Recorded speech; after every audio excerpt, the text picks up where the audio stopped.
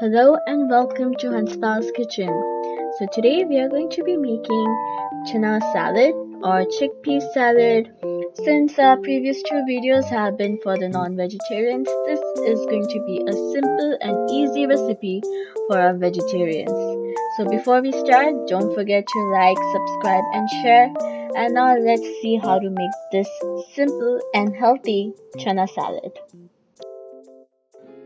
So here we have a large pressure cooker, and in it we have 2 cups of chickpeas which were soaked in water overnight.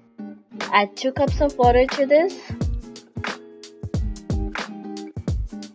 Add 1 teaspoon of turmeric powder and 2 teaspoons of salt, and then mix them well.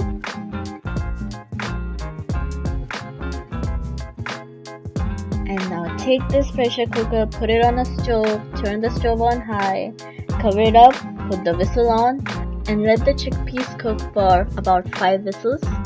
If you have not soaked it in water overnight, then you're going to have to cook this for 7 to 10 whistles or even more.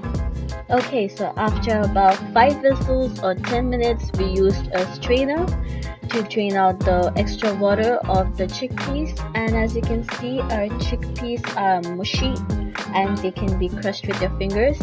Now transfer the chickpeas to another bowl and add 1 tablespoon of olive oil. To this we are going to add chopped cherry tomatoes, about 5 chopped cherry tomatoes, some chopped green chilies, it's optional, half chopped onion, some chopped coriander or cilantro. Sprinkle some cumin powder on top of it, and some crushed black pepper, and then add some chaat masala. Squeeze some lemon juice, about half a lemon juice, into the salad, and Himalayan salt for taste.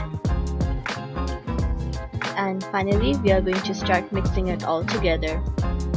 Mix everything well together, making sure that all of the masalas and everything get inside.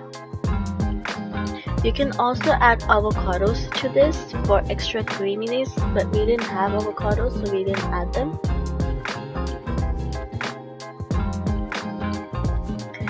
Now we are going to serve this out in a nice big bowl for a healthy serving.